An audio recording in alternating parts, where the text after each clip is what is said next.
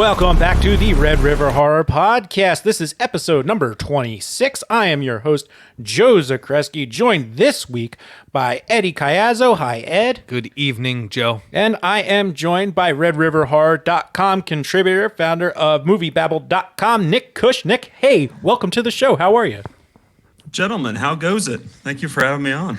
Yeah, it's exciting to have you on after reading your articles every month on the Red River Horror website to get the previews for upcoming movies for the month. I enjoy it. I know Eddie enjoys it. It's definitely one of the best features of the site. Thank you so much for being a part of it. And yeah, welcome. I'm trying my best over here, doing what I can to be useful, you know? Yeah, absolutely. No, so, hey, Joe, sometimes it's the only thing that happens on the site for a little while, so I gotta get better at that. Well, there's plenty more. There's plenty more in the works, so... Yes. Yeah. Yes, but you mentioned an important thing, MovieBabble.com. This is something I saw from its infancy, and it's crazy. So, Nick, I just wanted to congratulate you with MovieBabble and its growth over the last few years. Absolutely. It's it's been a lot.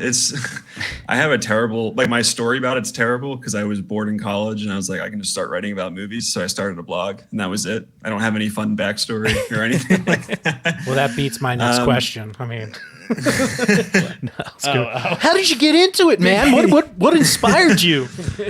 I was just bored and movies are cool. So that's how it goes sometimes. Absolutely. But it's been really fun. It's its own thing now. I have a bunch of staff members and I love them all. Been covering a lot of film festivals, hopefully doing some more interviews myself this year. So yeah, it's really fun. It's really cool seeing what it's grown into and hopefully a lot more to come in the future, you know?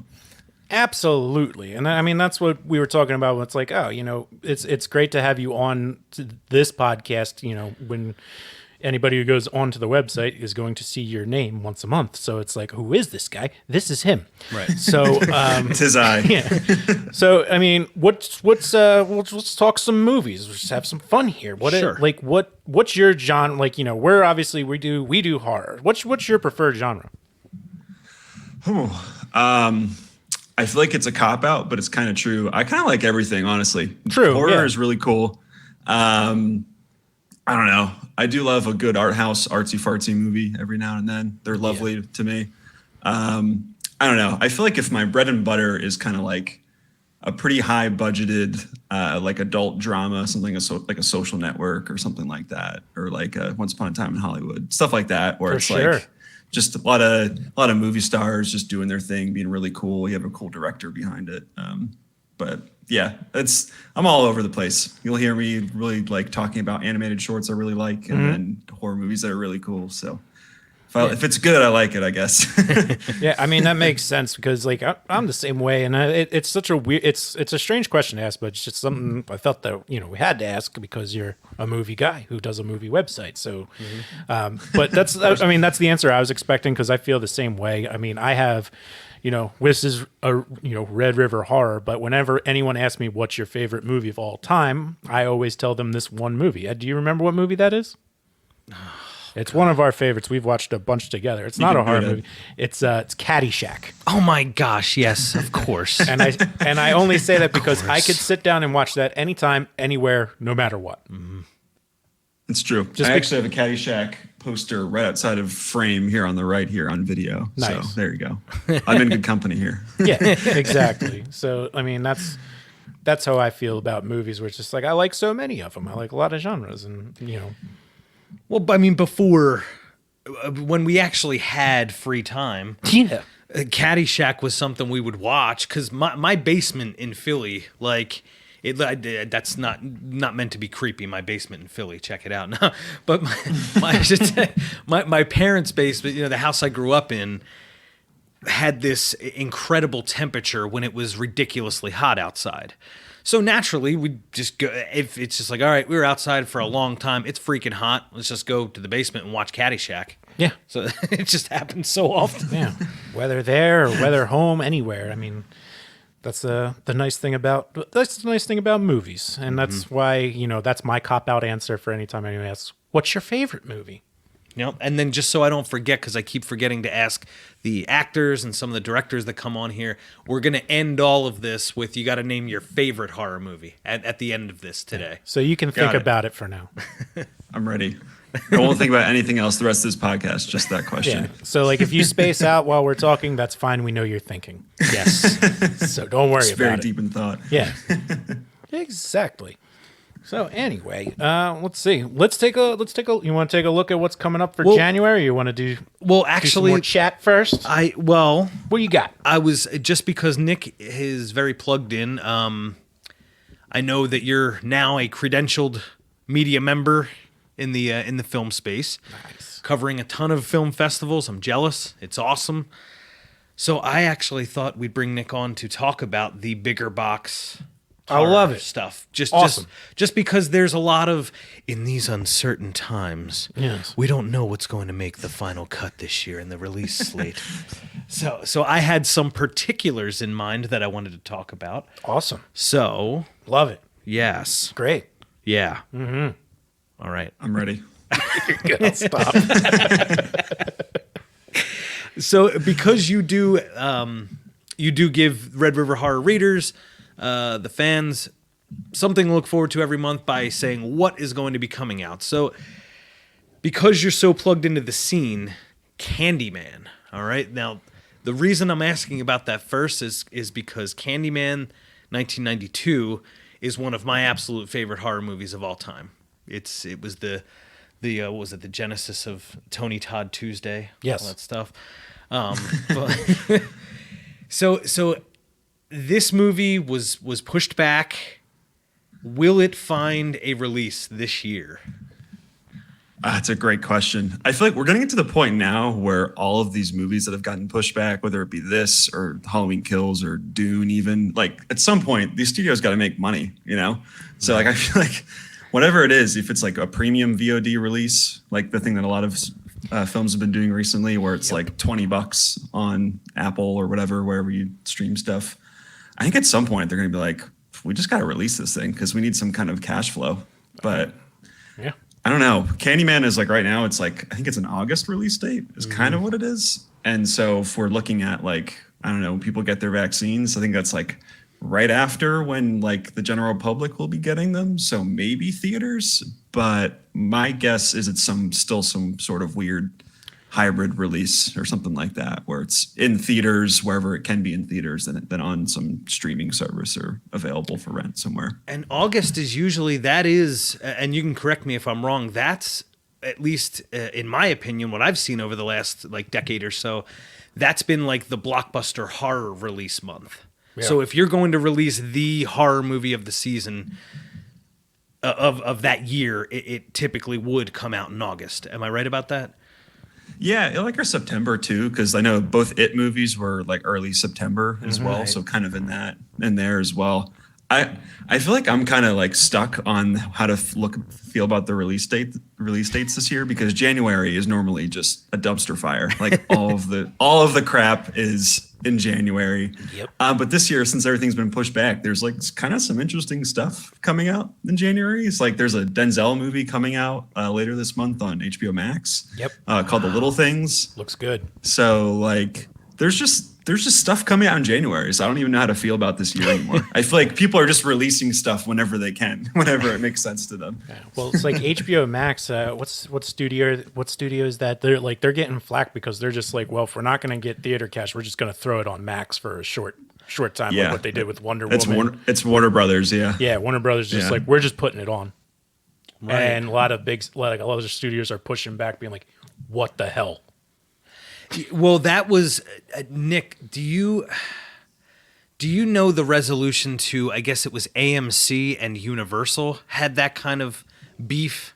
I think it was over the summer, where Universal was saying, or AMC was saying, they weren't going to play Universal films because I think it was Trolls Worldwide was so successful on that home release thing. The Invisible Man ultimately got that early release. Was there ever a resolution between AMC and Universal? Yeah, so I think at this point, I think they've been doing it for the last few months, because there has been some Universal movies that come out. They're doing some really really small theater window where it's like 17 days or something like that in theaters, and then it immediately goes to like streaming after that. Wow. So there was a Tom Hanks movie that came out over Christmas called News of the World, which I don't think anyone's talking about because it was just in theaters. And so everyone was at home watching Wonder Woman or like Soul on Disney Plus or something like that. And that movie went to theaters. But I think now that movie is out, I think this Friday on streaming for like some kind of like extra price or something like that. Okay. So I think they're doing like theaters for like a few days and then just drop it immediately on streaming at this point. So we'll see. Right. So I guess Universal, AMC, they resolved their issues, but the Warner Brothers and HBO Max are partnering with HBO Max. That is causing a problem. Yes, they're just going to put it up, and then the way like Disney's been doing is like they're just putting it up. Like, I mean, Disney, that's like 3 so far that they're like, well, we're just putting it on here, or that premium rental part, which I think that's something that was talked about maybe like almost 10 years ago, how it's like the death blow to theaters is going to be everything's just going to be through your cable box. But obviously now we have more like streaming sticks and other ways, smart TVs, where it's like it's just going to be like theaters will still exist, because you want to go out, but all like new movies will probably be video on demand at the same time. They'll just jack up the price.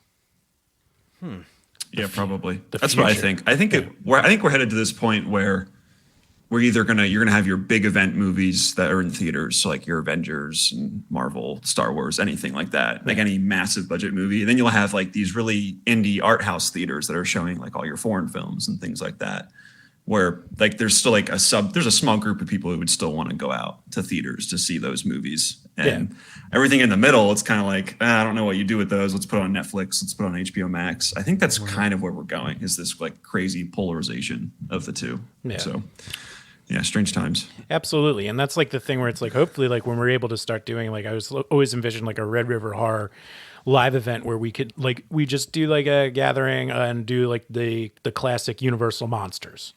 Right. Like the black and white things. It's just like, I mean, like the vintage viewing is like was rising in popularity. Still is, because a lot of them are drive-ins. Sure. So that's cool. But now your fiance preferred, like she said, moving forward for new releases, that she's totally fine with just paying the $20 and watching it at home. I mean, so am I, but that's just because I'm very annoyed by the general populace at this point. Why? Where it has been. I meant to ask. Let's go deeper. Well, I mean, I think I just think about like, so me, it's like when it came to movies, when we were at our height of going to movies, I had my strategy of we go on either a Tuesday or Wednesday night, the last showing after the movie's been out for 2 to 3 weeks.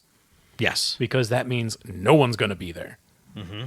And it's like you go, like, especially for us who enjoy horror movies and want to focus and paying attention, go to a popular horror movie coming out on opening weekend and tell me how enjoyable it is to be in a packed theater. Yeah, and I mean, and that almost caused a lot of fist fights for me with that. It usually always backfires because it's groups coming and whether they're young, old, it doesn't matter. There's always like somebody here who's disinterested, who's just going to be a pain in the ass. Yes. Or it's just a pain in the ass to be a pain in the ass. Or we're going to bring a kid. Or brings a kid. Yeah, that's a regular thing. Yeah. Or then one of my favorites was we saw Happy Death Day, which was like surprisingly better than I had expected. That movie surprised me how much I liked it. Yeah. And the other highlight when I saw it was this very large man who was sitting the row ahead of me, slunk down with this just utter roar of a snore, just powering through. So Nick, I ask you, as a huge movie fan yourself, do you prefer the $20 home experience for new films or the theater experience? Oh, I'm one of those people that still really loves theaters, but I'm kind of with you, Joe, where it's like if it's a bad crowd, like I am so annoyed the whole time. But there's another side of like the horror, like going to a movie with a bunch of people. It's a big horror movie, and like you're all yelling at the screen. And I think there is a fun part of that too, where you're all kind of like hooping and hollering at what's happening. Yeah, it can be it can be pretty obnoxious though. If it kind of has to hit like that perfect like medium of things. But sometimes it can pay off. Can I tell the story of The Happening? Oh yes. Oh, M. Night Shyamalan's classic. Absolutely. Now, no offense to M. Night Shyamalan. We're trying to get him on the show, so yeah, we love you, Night. No offense to him. We do love him. He's local. You know, we support all of his movies. No matter what he does, I'm gonna see it. Yes. Because I think there's certain ones that get a bad rap. That's okay. The Happening is not one of them. The Happening's a movie that just misses the mark, and there's a lot of silence in it. And we were in a packed theater, and it was boring. And like the whole audience wasn't captivated. People were having a hard time paying attention. I think it might have been after that guy goes off about hot dogs or something like that. And it's just this long stretch of silence. And then suddenly you just hear like this, like, burr, and it was Ed. And he just farted in the theater, and just people started laughing. And so it just got silence. Does it again, and then someone else did it. It just turns into people farting in a crowded movie theater because the movie's so boring. And the thing that's amazing. That could have gone either way, because I'm just like, you know what? I'm just going to do it and just see how it goes. Because if somebody did that to me, I'd be really pissed off. Yeah, but nobody's really having a good time. No. So they just flipped the script on how to enjoy. You gave them something to cheer about, maybe. Exactly. So in that public sphere, it's just like we all became one in the theater. It was a unifying experience. Yeah. It brought everyone together the way you want to feel at the movies. Well, that's what was the other one? There was another moment, and I can't remember which movie we saw, because you and I saw a ton of movies. I don't know, Nick, have you ever been to the Regal Plymouth Meeting 10? I think maybe once a while ago, but yeah. So just we're all general Philadelphia area people, so that's the only reason I ask. You definitely wouldn't have been to the AMC and/or 8, which is where we saw a lot of movies. But the Regal, and then there's AMC at the Plymouth Meeting Mall. That's another local theater. But anyway, I can't remember what my point was, but it was good. Oh, no. I got it. It was at the Regal. What was the movie we saw with the trailer for Pacific Rim? I'd have to do a little look at it. What year did Pacific Rim come out? I don't remember. Nick? 2012? Question mark? Going back. So it was another funny moment in the theater, because there was no pause in between. We got to the point where they said Pacific Rim. And you're like, job. And everybody started laughing. Do you remember that? Because there was no pause. Yeah. Just a fun memory. The good things that can happen. Yes. So there are those theater unifying experiences. Yeah. Nick, do you have any cherished theater moments? No, I'm an upstanding citizen. Good. I'm great in the theater. Good. I said sit there, arms crossed, legs full, I'm ready to go. Yeah. Yeah. Sitting there watching. Yeah. I think what really turned me is I got spoiled is like once I started going to like some of like the indie theaters, sitting there and having like a cup of coffee. Like having a nice cup of coffee and watching a movie in the theater. It's quite relaxing. Wow. The Ritz You has get like a really nice like craft beer or something. It's great. Yeah. It's the best. And where you live and now, you're just like, let me bathe in the cinema for a little bit. This is amazing. You got craft where you're at now. You got craft breweries on every other block. Yeah, I'm here in Richmond for everyone listening, I guess, but literally like within 2 blocks of me, there's like 15 breweries, which is kind of amazing. Yeah, I was down there a couple of years ago. I'm like, brewery. Wow. Yeah. But yeah, a good beer, a good cup of coffee, just to watch a movie. Wonderful. But I don't know, where could you get I guess all the theaters do beers now, but I just haven't gotten one because my first experience of beer in a theater was Movie Tavern. And I got that big stein. I think I might have had like 1 or 2 and just had to like piss like a racehorse. Right. It was just like, ho, ho, ho. Like, right. Like, that's ideally you would rather do that after the movie. But there's, sometimes with beers, there's no waiting. So, yeah. What are you gonna do? Well, Warner Brothers. So what we were talking about, Warner Brothers with the HBO Max. This thing. Yeah, right. but that brings up an important point because the Conjuring universe is from Warner Brothers. That's right. So, Mr. Kush, do you think that they would do something like that as far as release a movie as big as The Conjuring 3 on HBO Max and home premiere, or do you think they push it for another year? I'm pretty sure they're doing it HBO Max. I think. Wow. Last time I heard, yeah. I think the only issue with the Warner Brothers thing so far is Dune, because I think it was like Legendary Pictures produced that movie, and there was like a whole like thing in their contract about like, no, this movie has to be in theaters. Yeah. So, but I think the rest of their slate is going to play on HBO Max. So yeah, Conjuring 3. I'm pretty sure. Yeah.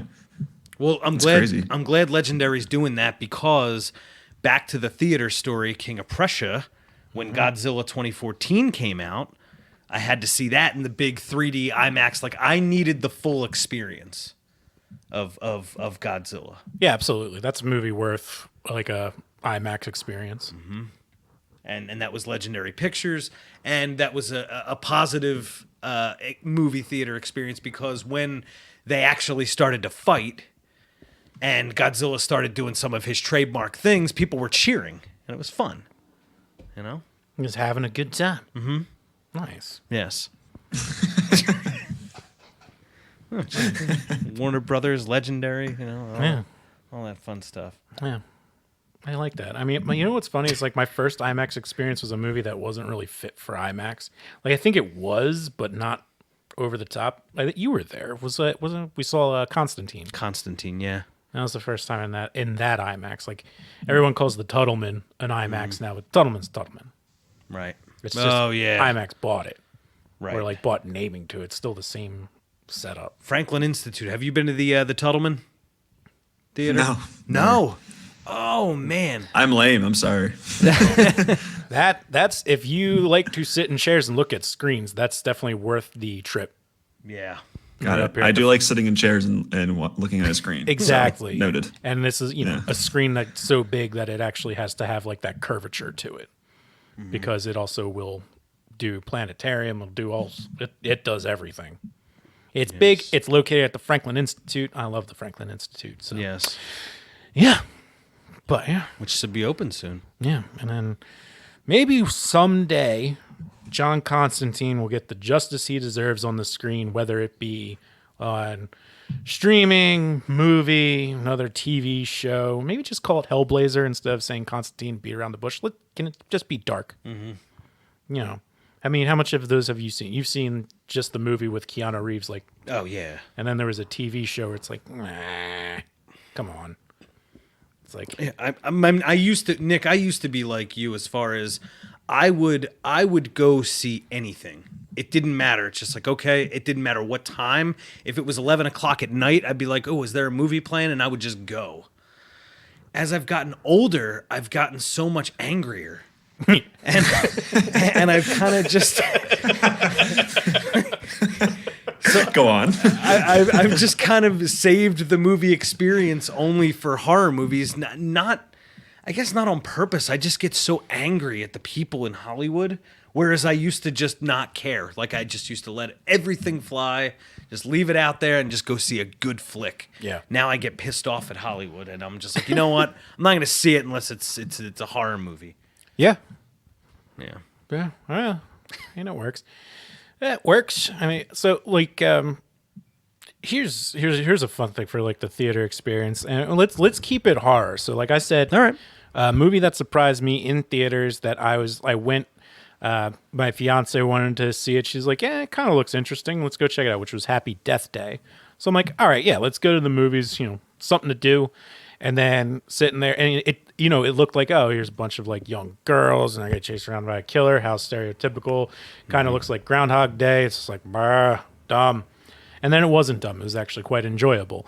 What movie for you in the horror? Like, what's a movie that surprised you in the horror genre? I mean, definitely the Happy Death Day movies. Even the second one too, which I thought was going to be atrocious, and it was also pretty fun. But that was just kind of like, it was kind of like more of like a sci-fi comedy than like a horror movie at that point, except for there's one hilarious part where the lead, Jessica Roth, like runs into a wood chipper, and it's like one of the funniest things I've seen in a movie. It's so good. Yeah. That's funny. I was just talking about, I like when movies become like self-aware of what it is and they just have fun with exactly. it. Yeah. And they left open, I don't think it'll happen, but they left open possibility for a third one of those. And it looked like it would have been the most insane thing ever. Yeah. And I really want to see it happen, but I don't think it's going to happen because the second one didn't do as well as the first one. Yeah. But I don't know. I don't know. I'd probably say, actually, to answer your question, I'd probably say one of them was like Hereditary, which came out 2 years ago, which I had that was Ari Aster's directorial debut. I'd never heard of the guy. You sit down in that movie and it's just 2 hours of like agony and misery and really just scary stuff and heads flying off. I guess that's spoilers. I don't really know. Whatever. That's okay.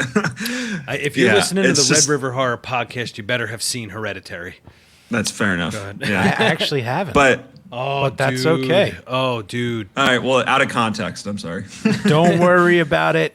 I'm very forgetful. All right, good. That's not true. I actually remember everything, but I'm able to push it back. But Hereditary, without spoiling it, that was a shocker to you. Yeah, because it's just, you have no idea what's happening in that entire movie. Some evil forces going on, but it just stages stuff in a way that there's a thing that happens at the end of the first act, which I will not spoil. But after that, you're like, I have no idea what's going to happen in this movie. This could go any direction. And then so you're just kind of like sitting there, and then the movie is so like sad and like miserable, and the people are like, the family is falling apart, and you're just like taken aback by how just like miserable everything is. And it's just unbelievable performance from Toni Collette, probably one of the best of her career. But and then it just kind of hits you like a freight train. That movie, it's terrific. It's one of the best directorial debuts I've seen in a long time.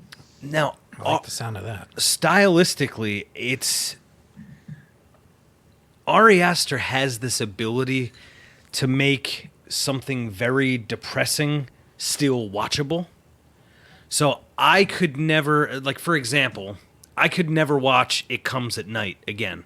That movie is too depressing. I can't. It's unbelievably done. Depressing. Yeah, dude, I saw it and I'm like, okay, I'm glad that I saw it to say that I saw it, and now we're done. That I will never seek that movie out again. Hereditary and Midsummer, whatever the hell it was called, I could watch those once or twice a year. They're that good. Yeah, they're also like weirdly funny too in some instances, especially Midsommar. Like there's a few really good jokes in there, even though it's like this like death cult terrorizing these people. Ari Aster, I think his next movie is going to be like, I heard it's going to be like this horror comedy with Joaquin Phoenix, which sounds amazing to me. Boy. Yeah. But yeah, he has this thing where he kind of gets how like he plays up how absurd all the situations are, and there's something funny in that I think he keys in on. So those movies are like, they're fun, but you're also like, wow, I kind of need to take a shower. Yeah. Watching them. Yes. Yeah. They're just like so filthy in a way. They're so good. And that's what, when I got through the first scene of Midsommar, it was like, oh man, this is gonna be rough. Freaking brutal. And it is, but it's bright and it's interesting and yes, at times funny and weird. Like he just makes films in such a way that's I'm just not used to. Ari Aster has that. He just whatever it is, he's got it. I loved Midsommar, loved Hereditary, and another filmmaker, Robert Eggers, another one that's just extremely interesting in the films that he's made up to this point. Yeah, he's coming out with his new movie this year. It's called The Northman, and it's a Viking movie, and it sounds amazing. So I think it's because he loves his dialects in his movies. Like people are always talking in their very like particular ways. But I think the cast it's stacked. It's Anya Taylor-Joy, Willem Dafoe, Nicole Kidman. I think those are the headliners in it, but it's just like sold. I don't know if that's necessarily going to be a horror movie. I think it's billed more as like an adventure movie, but who really knows with him? Like it probably will be demented in some way because his first two movies were. But that one's I'm really looking forward to that. I have no idea when that's coming out, but that should be really cool. Yes, just the thought of it just has me like I'm smiling just at the thought. Just at the thought of it, I'm just like, this just sounds too good to be true. Well, the Witch, The Lighthouse. Has he done anything else? Does those his two? I think those are his two, unless he made some shorts that I don't know of. But yeah. Now he's very different. If you look at interviews with him and look at interviews with Hereditary guy Ari Aster, two completely different interviews. I found Ari Aster to kind of be like you could. He's kind of like a film nerd. And I don't mean that in a bad way. Oh, absolutely. You could totally tell that. And Robert Eggers seems he has more of that cockiness, a little more full of himself when talking about his projects. Just like, like I know how great The Witch was. Thank you. You know? It is really funny when you hear Ari Aster talk, and he probably has to watch so many movies in his free time because he'll rattle off like, oh, I watched this movie from the Indonesian New Wave that came out in the 1950s. And you're like, where is this coming from? And it'll be it'll be some amazing pull on his part. So it sounds like he just is like so knowledgeable. But I honestly haven't heard much from Robert Eggers. He seems like, I think he has like a really big beard, right? He looks like, for the movies he makes, like the way he looks, it's like, oh, that makes sense. Right. Yeah, for sure. You see him, it's just like that guy makes those movies. He's a little dark. Yeah. Oh man, but that's exciting. Now I can think about is what could be.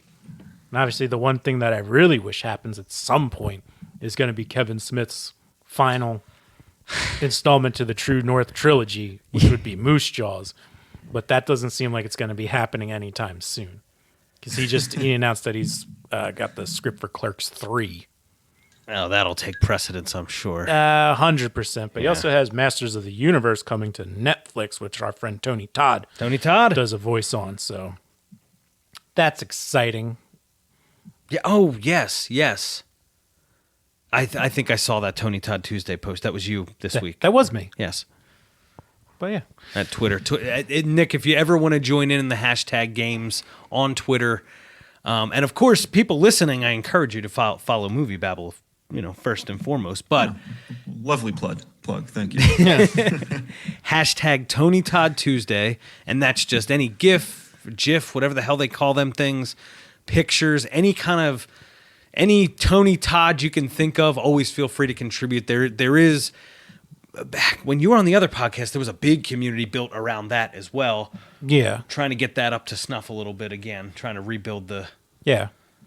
I mean, it's different when you're, both of our jobs have become more busy than they were then. Yeah, right. So, where we want to build success in this realm, we're gaining success in the other realm. It's like, why can't it be the other way around?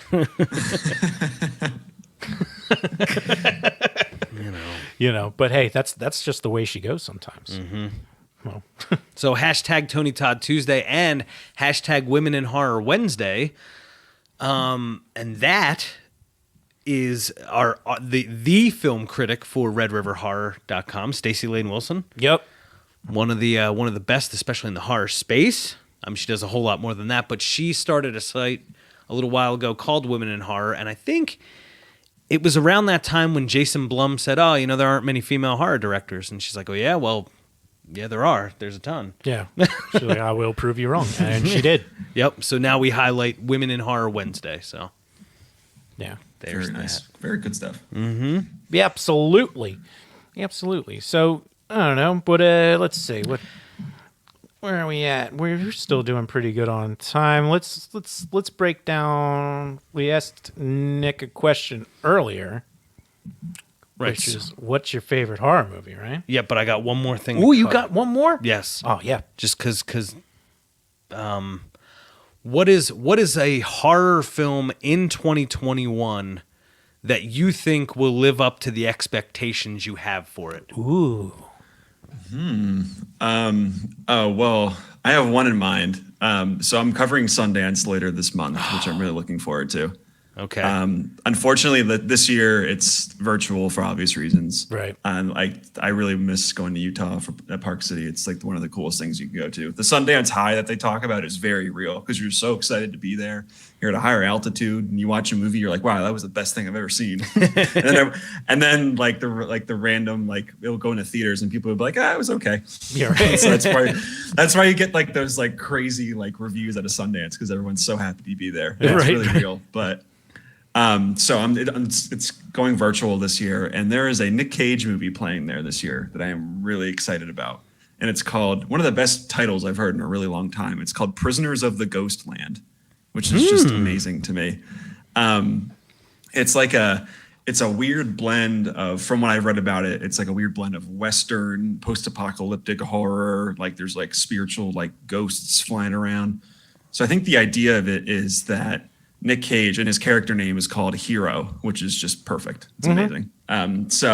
He is told by like this, like, I think the character's name is the governor. So he's told by the governor to go rescue his like granddaughter that like went missing or got captured or something like that. And so he has to go through like this crazy Western or post-apocalyptic wasteland, and the movie's apparently insanely bloody and gory, and Nick Cage is wonderfully unhinged apparently, and it's playing at Sundance, so there's probably something good about it, so Yeah. that one I am really, really excited about. I have no idea when that'll come out. I think hopefully later this year, but it's premieres at Sundance. It'll be wild. There's always something that Sundance has this cool midnight section, which is where they show all like their genre stuff, and some of the stuff they throw in there is like always so strange and so cool. It's like kind of like one of those like you'll never forget watching them because they're crazy movies by really interesting people, and like some of them are like really gory. So it seems like this is like the big one from that space this year. And just a editor's note here. Yeah.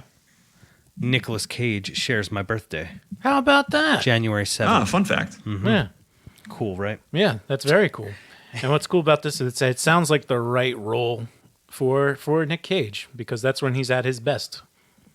Just like crazy. Yeah.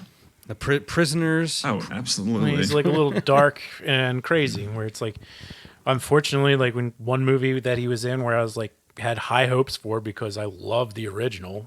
One of our basement watches, The Wicker Man. Mm-hmm.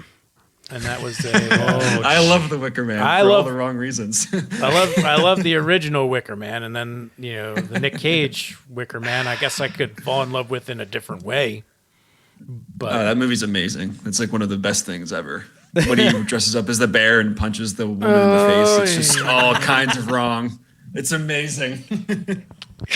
You made me watch the first one before we watched the new one because you're just like, dude, you gotta. Your dad did. No, you actually did. I watched your dad. That's a big Ed contribution. Oh, okay. I didn't have it. That was all him. Oh, all right. Well, we watched it before we watched the new one. We did. Very, very different movies. Very. Very. All right, Prisoners of the Ghostland. Yeah, I've actually noticed that about you. You always find, like when I just reading the previews over the years, there's always that. What was it? The Killing of a Sacred Deer, I think was one. Oh yeah. I think you're Do you gravitate towards some of them like when you see a title like that, are you automatically like, all right, I'm in? Yeah, absolutely. If it's a good title, like that's one of the reasons I'm a little nervous for The Conjuring 3, because it's based off of The Trial, but it's called The Conjuring, like The Devil Made Me Do It, which just sounds kind of lame. Yeah. So who knows about that? But yeah, Prisoners of the Ghostland, amazing. Killing of the Sacred Deer, also amazing. There's another movie I'm really looking forward to. It comes out in January. It's called Psycho Gorman, which just sounds like the best. That just sounds like the most amazing thing. Like the trailer looks great too, but you listen to that title and you're like, yeah, that'll probably be really, really fun. No question about it. That was one of the standouts for me because I honestly, because I'm not as plugged in as you, I wait. Like when I see that preview, it's like, yes, okay. Like I read it. Psycho Gorman looks freaking great. It looks like everything that's been missing for the last like 3 years. Yeah. Yes. I mean, it looks funny, like really, like the idea is funny. The character looks amazing. I don't know. So yeah, it's like this. They like these two kids find like this super ancient, like evil alien. They unearth him from the ground, and he's like, "I will destroy humanity." But then like one of the little girl picks up this gem, which apparently if you control the gem, then you control him. So now he's just pissed off because he can't destroy the world, and he has to do the bidding of like this little girl. And it looks, and like I think like him like getting unearthed like signals like all of his evil buddies from the galaxy, so they come like flying down on this town. And it looks like, yeah, it looks really funny. It looks like really gory and like super goopy, like a lot of good practical effects. Right. So it just looks, I think it's coming up on Shudder at some point this year, but it looks so wonderful. Like everything. There's like a really great like 80s metal score that goes to the trailer. It looks great. It looks amazing. Yeah, I did actually think of you when I saw it. I'm just like, oh yeah, like I think this is as long as it doesn't suck, this is going to be right up your alley. Cool. Yeah, definitely. I mean, just from that description, I'm like all down. I'm down with it. Mm-hmm. Yeah, I mean, for some reason, Encino Man popped in my head when it's like unearthed, but it's like horror movie version of Encino Man. But hopefully, it's a little different than Encino Man. I don't think Pauly Shore is going to show up, so I think we'll be okay. Yeah. Gosh, I don't even know. I remember the name Encino Man, but I can't even place it. It's got Brendan Fraser. He's Encino Man. And Pauly Shore. Right. And, is that Sean Astin? Is it Sean Astin? I haven't seen that movie in forever. Yeah. I can't remember. Well, whatever. Yeah. Let's not worry about Encino Man. We'll have to do. So the movie was called Super Gore Man? Psycho Gore Man. Right. Psycho Gore Man. Yes. Psycho Gore Man, yeah.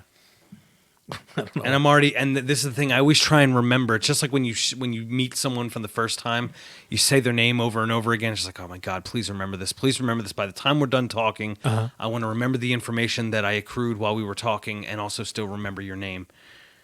What was the Nicolas Cage one? Prisoners of the Ghostland. Prisoners of the Ghostland. Damn it, I already forgot. That's such an epic title. It is. It really is. Like, if it's not amazing, I'll be really, really upset. Yeah. Yeah, that's got a name to live up to. So I'm going to keep my fingers crossed on that because I'm pretty sure there's like samurai stuff in that movie too. Like it just like, it's like all the best things in a movie. So I hope it's good. Have you seen the Wrong Turn trailer yet? No, I haven't. No. I think that's going to be my big surprise. I think that's going to be the surprise of 2021. You think? Yeah. It's actually good. I'm saying that I didn't even care for the first one. No. But I'm like, hey, this actually looks like it could be good. Mm-hmm. But I've been fooled before. Yes. We'll see.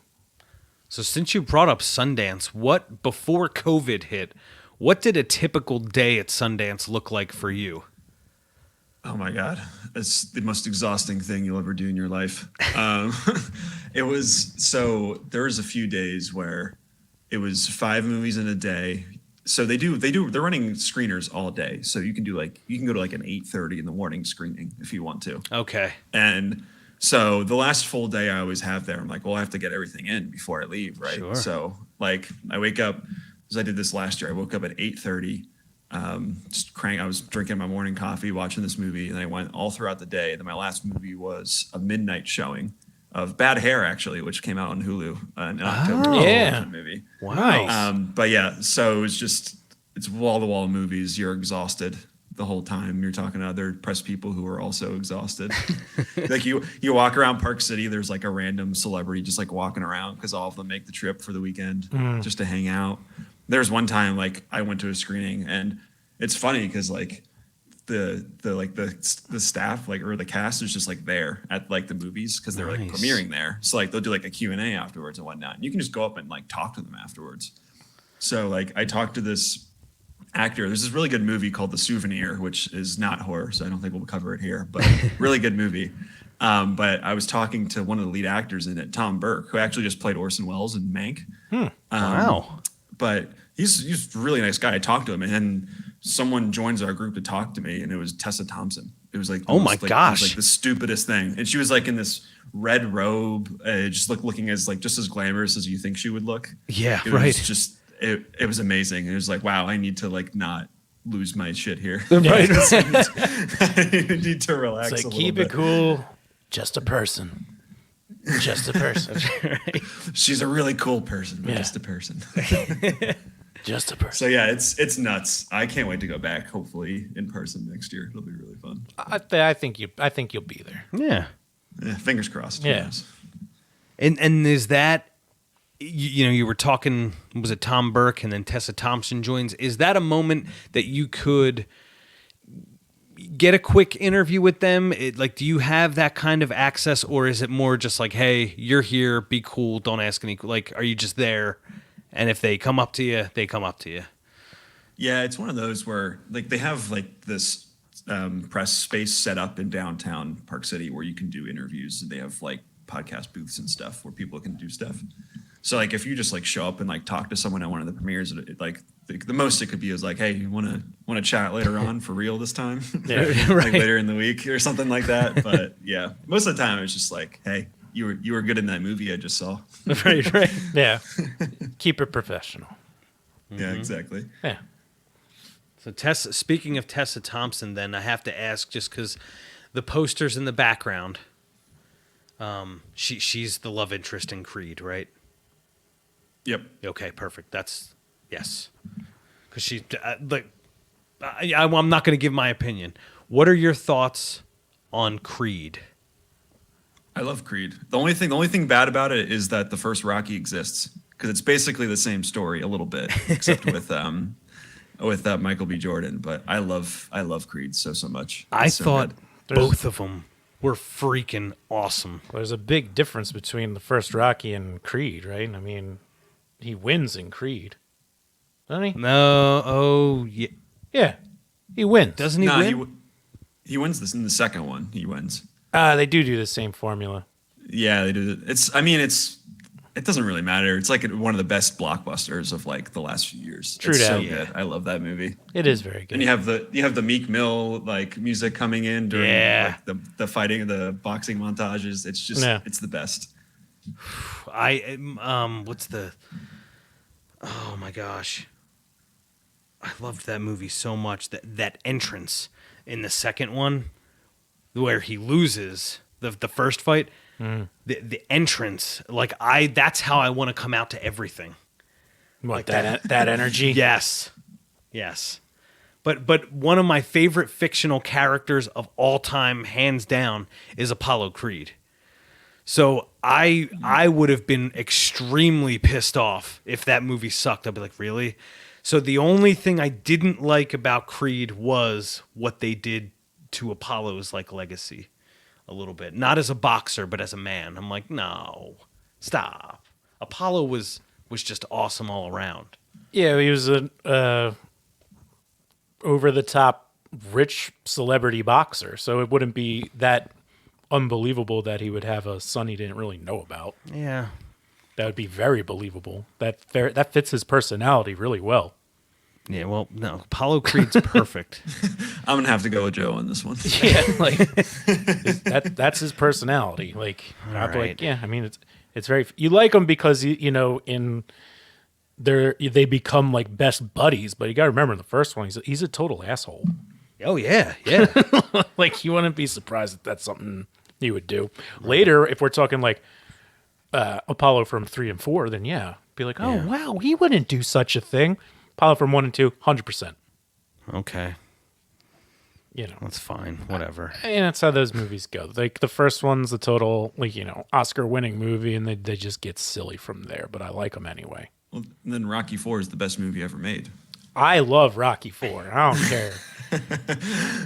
It's one of my favorite guilty pleasures ever. It's so movie enjoyable. is amazing. It's no question about it. I get so sad when Apollo fights Drago. I can't help myself. It damages me so much. Yeah. So I love Rocky IV is an incredible movie. I watched it all the time once, had the freedom to do so. Yeah. But I get very, very upset. Well, if I can change, then you can change. So, Right. Cold War over. Amazing. I mean, it did end shortly after that movie was released. So, Right. It's not a coincidence. No. It changed the world. We all did. changed.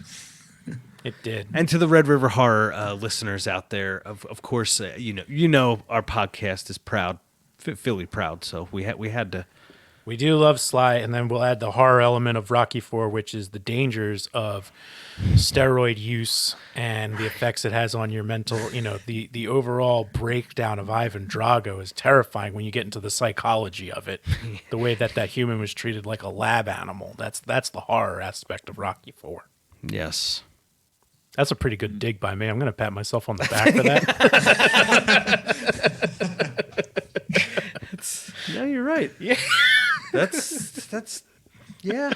The horrors of being a lab animal. Yeah. So FTW has a different meaning now, right? Now it's for the win. Yeah. Okay. Is it not fuck the world anymore? Now it's not that. For the win? When we were in high school, it was F the world, but now it's for the win. You're younger than us. It's for the win now, right? For the win, yeah. Yeah. Yeah. Well, you'll have that.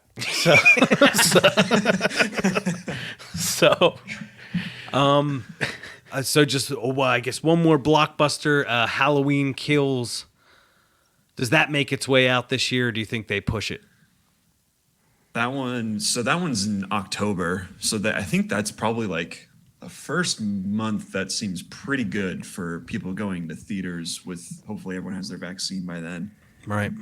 So, I mean, that's also a Universal movie. So I think worst case scenario, that might do like the 17-day window in theaters that we talked about before, then go straight to like premium VOD or something like that. Yeah. That's my guess. I feel like at this point they've pushed all these movies so much where it's like you gotta put them out, Yeah. at some point. I feel like the fall is going to be an onslaught Yeah. of just whatever might have been holding back is just, how far can you really push it? But I think by the fall, we'll definitely be seeing a lot of releases to the point where it might be like overkill. Hopefully not. But I mean, we're starting to see it like kind of like, it's like a bubble of new releases just kind of filling up. And now that's why they have the premium video on demand, which are like how far, like, I think that's what a lot of studios are probably worried about is like, you don't want it to like balloon to the point where it's like, okay, now every movie people have been waiting for is all coming out. All right, this week, next week, that week. People aren't going to go to movies like that. No. So, Now would be the time to buy AMC Theaters stock, right? no. I don't know. I wouldn't do that. That's a little risky. I like my long-term growth in Yeah. the stock market. You're a money guy, right? I can't remember. Are you a money guy? Sure, why not? Okay. That sounds good. Yeah, I just the thing with Halloween, a movie like Halloween, it's got such a fan base that I would not be satisfied if it just went to like the home premiere. I don't think that would be good. I would rather see it pushed back even another year. 17 days is fine. That's acceptable because then if you release it early enough in October, then you could technically watch it on Halloween. Yeah. Yeah, it's true. Yeah, that's a good idea. But if not, if they're just doing home premiere, put it in the next year. Yeah. Yeah. I mean, I think you'll be okay. I think that's something you will see in theaters. Yeah. I believe. Yeah, vax or no vax, I'm going to the theater to see that one. Damn it. It's gonna happen. Mm-hmm. So. Yeah. I'm just an optimistic type person too, Sure. But yeah, I think definitely. I think definitely. Is there anything that that horror fans should be aware of? Any surprises that you foresee? Let me see. Oh, we have a Shyamalan movie coming out this year. Oh my gosh, an actual Yeah. We got a Not Shyamalama just- ding dong? It's I think it's called Old. That's it. That's the title of the movie. That sounds like it could be one of his good ones just by that title Yeah. alone. So I think it's like July release date right now. I think.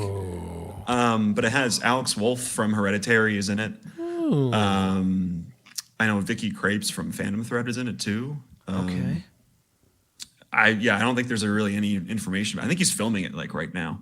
Like that's just what he's working on. So he's out, hopefully following protocol and filming that movie. So I hope that comes out. I think, yeah. Wow. I mean, Oh yeah, the Shamaween guy. No, what do they call him? Shabba-gazoo. I don't even remember. But yes, I am a huge of the work that I like from M. Night Shyamalan. I am a huge Shyamalan fan. It was Lady in the Water and The Happening that were the problems, and then he produced Devil, which I thought was really good. Yeah, I like Devil. I like Devil a lot. Devil. I think that was good. Yeah, old is scheduled release date's July 23rd. Wow. All right. So with Shyamalan specifically, so we had that bad period, the Lady in the Water and then The Happening, and then he produced Devil, and it's like, okay, here we go. And then The Visit, I was like, oh, okay, I like this. I like where we're going. Split has cracked my top 10 movies of all time. Really? I love that cool. freaking movie. That was one of the other great surprises in theaters that I had in the last few years. Because Split. I didn't know nothing. I knew nothing about that movie. It was just like, oh, James McAvoy being weird. Cool. I'll see that. And then you get the ending of that movie, and then it turns into Glass afterwards, which is pretty cool. Yeah. Yes. I actually defend Glass a little bit. I think it's not great, but I think there's some good stuff in it. I do as well. I suffered from, like everybody, I watched it with my wife and two of my friends and my sister, and they didn't like it, and we all loved Split so much. So when I watched Glass for the first time, with like kind of like a peer pressure type thing, it's like, all right, yeah, it wasn't really, okay. And then I went back and watched it. I'm like, okay, I see there's moments that I do really like about that film. I was not a huge fan of the end, the payoff. Yeah, it's pretty anticlimactic. It makes sense when you think about it conceptually, because like the whole movie is about like the power of belief, and that's kind of all of Shyamalan's movies, where it's like he goes like kind of like that spiritual way with it. But yeah, it makes sense when you think about it. Then you watch it play out, you're like, oh, he just kind of dies in a puddle. right. I guess more spoilers. Yeah. Did you see Glass? Hmm. Yeah. Okay, good. It's only like $5 on Blu-ray right now. Yeah, So. which I mean, it's fine. I mean, it was an ambitious effort. I mean, Yeah. tried, Yeah. and that's okay. Like life goes on. Yes. But like this old movie, the poster. I think all of his movies are interesting, no matter even if they're bad. Like they go across the gamut. Like even his awful movies are really interesting to talk about. I feel like he's always a talking point, no matter when he comes out with a movie. For sure. I think one of the ones I always defend is The Village, because that one just gets the bad rap, because like it starts off with like that whole monster feel, and then like the way that it twists, people are like, oh, that's so dumb. It's like, is it though? Because like the whole point of that community is like, I don't know how devastating it must feel to lose somebody by murder. Right. Like that's got to be probably like, losing a loved one is one of the hardest emotions you'll ever deal with as a person. Sure. And to have someone taking in that manner, I would imagine, would be, just devastating.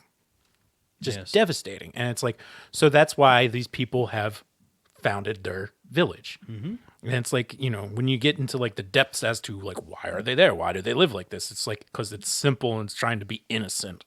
And then, the stabbing happens. Right. Which upends everything. So, just makes it a little more interesting to give it a little more depth. People are like, oh, it's just dumb. There's no monsters and they're just acting like Amish for no reason. It's like, no, that's the reason. Oh, I like The Village a lot. Yeah. Yeah. Yeah. And I do too. I think there's a lot of good stuff in it. Joaquin, right? He's in that. And Bryce Dallas Howard. They're both really good. Yeah. I think there's interesting stuff with all of his movies. Even The Happening. It's hilarious. I love watching that movie. Do you There's really? a lot of slow stuff. I think it's hilarious. If you're going for a hilarious part of it, then I could totally Oh, see that. it's a terrible movie. It's awful, but it's really funny to watch. What do you mean? You think it's funny? Is Mark Wahlberg delivering lines or asking a question every time he thinks? What are we going to do? No. He's coming from the plants? What? Yeah. That's why you need the fart. Yeah. The fart. Yeah. And, I mean, always appreciates some ambition there, so. Yeah. Sometimes it works, sometimes it doesn't. All right, so a new M. Night film. That's something I gained for sure. I had no idea. Yeah. Yeah. Looks. I mean, just look at the poster when you can, because that's what I just looked at. I'm like, huh. It's got me intrigued. And I'm reaching out. I just reached out to Apple yesterday to try and get him on the program, because Servant season 2, I believe, is out. So, yeah, that's the show on. I think it's Apple TV exclusively. Yeah. My levels, Joe. They're just a little. I don't know what the hell happened. They just disappear. They just died. I heard it. I heard it go down. Oh, shit. And he's back. And I'm back. Why does that happen? Dude, I have no idea what's going on with our technology anymore. But Hey. So, what are you going to do? All right. Well, We do what we can to get by. we do what we can. Those So, dang dips. MovieBabble.com. What is it? MovieBabbleIdeas@gmail.com. Yep, or MovieBabble podcast if you want to throw Yes. some mailbag questions for the podcast. Why not? Totally. I'm always here. Be movie related, non-movie related. Why not? If you want to talk to me about your life. Nick Kush, and put the virtual donation jar out there. Just be like, hey, if you have problems, I want to solve them. You need any relationship advice? Why not? Yeah, why not?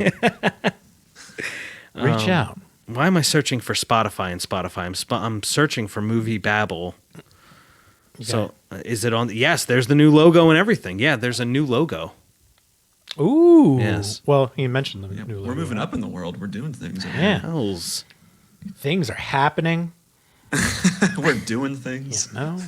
All Every right. day is a new day. I'm following, so that way I'll be notified when there's a new one. But anyway, so Nick, really appreciate your time. Again, you can find Nick Kush at, of course, MovieBabble.com. That's his home. That's his baby. Mm-hmm. But once a month, he gives Red River Horror readers the skinny on what's to come, Sure does. and that's what people look forward to.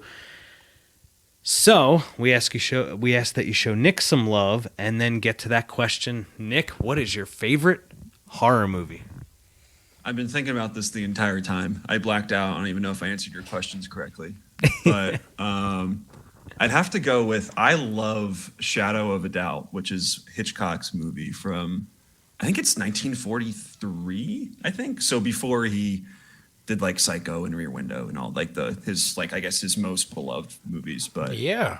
I love, I think he said at one point, this is his favorite movie that he's made. Which is really interesting.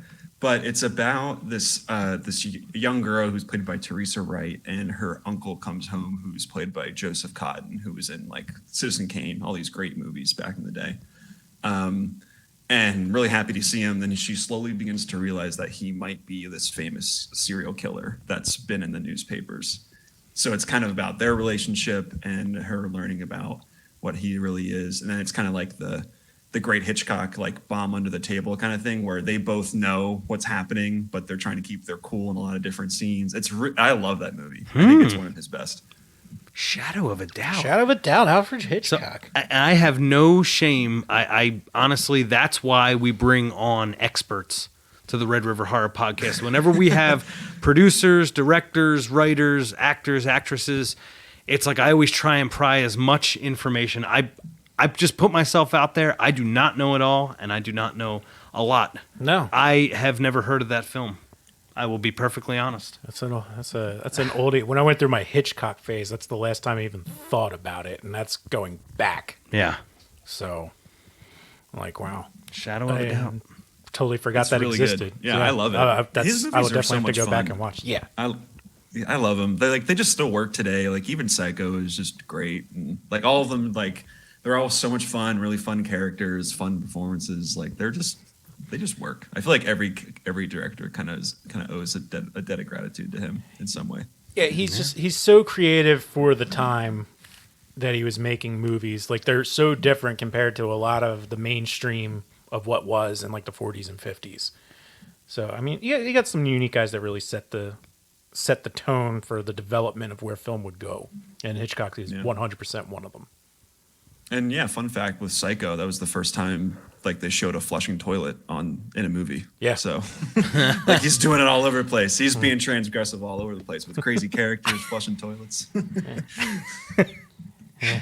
And now, just because you're here, we're gonna ask, and you like all movies. Now, let's see the one that I like to argue with people about: is Silence of the Lambs a horror movie? Oh, that's a great question.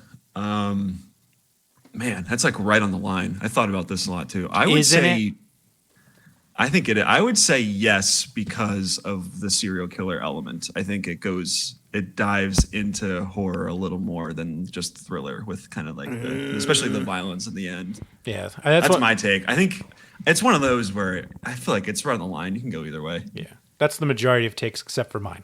So no, you and Dr. Halloween. Me and Dr. Halloween had the same. And Dr. Halloween is someone I've met that is way. I love my horror movies. I can get into most levels of horror, indie, independent, major. He is just obsessed with The Season, all horror movies. But he did agree. He was one person that said that it was not. Yeah. But since then, since we've had that little debate.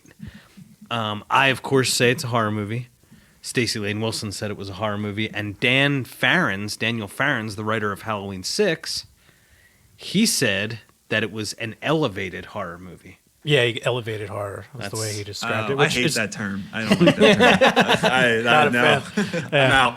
Yeah, then you're just creating a whole genre. It's like, is Seven a horror movie? Is it, Well, what was the criteria? Sure. It had to be a top-notch director. It had to be top-notch actors. Yeah. It was like the criteria was pretty high, like that for an elevated horror film. I guess it would have to qualify for like an Academy Award type. Yeah. Right. Yeah. I mean, that's basically what it came down to. But I mean, it's the way she goes. It's the way she goes. Yeah. So.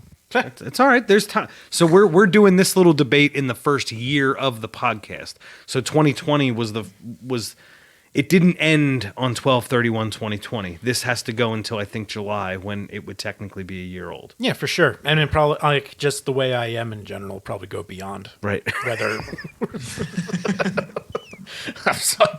I'm sorry. I'll do my best to stop it at a year, but I can't guarantee that. Right. Oh man! So we're gonna get the whiteboard. We'll have to write everybody's thing down. Yeah, we'll just keep it. Absolutely. Well, favorite horror movie, of course, for sure. But yes, Red River Horror Friends. Mm-hmm. It was awesome welcoming the great Nick Kush from MovieBabble, MovieBabble.com. Nick, thank you for joining us. Guys, thanks for having me. Let's do it again. Absolutely. And let's make him tell everybody, because we already said it once, but why don't you tell everybody again, like, where's the preferred way to follow? Like, the website, MovieBabble.com. Do you have a preferred social media platform for us to tell people to check out? What's your jam? How do you like to... Yeah, MovieBabble.com. You can follow us on Twitter, MovieBabble_, because MovieBabble was already taken by some egg like 6 years ago. Oh, it's the worst. It's the worst. I hated it. Yeah. You can follow me at NKush42, NKUSH42 on Twitter. We're Instagram, Facebook. We're everywhere. So. That's good. And just type it in, you'll find it. For this stuff, I'm more about the tweets. I do like the tweeter better for this platform. The tweet's good, but I wanted to throw something in there. And check out, because I obviously my goal is always to put more content on redriverhorror.com. I don't always do the best job. I'm going to be, speaking to Stacey very soon about doing more movies. So if you are curious about Nick's take on horror films, go to moviebabble.com. If you see any I've seen a lot of different horror films of all sizes, I guess. All sizes and studios, we'll say. So that's where I encourage people to head to reviews. So totally. Totally. And then, of course, you can check out his article on redriverhorror.com at the beginning of every month for what movies are coming out that month in the horror genre. Yeah. I mean, otherwise, you can find me and Eddie at Red River Horror on the Twitter. You can find me at Red River Joe. Always reach out to us at redriverhorror@gmail.com. Yeah. And hey, kids, keep traveling those channels of fear.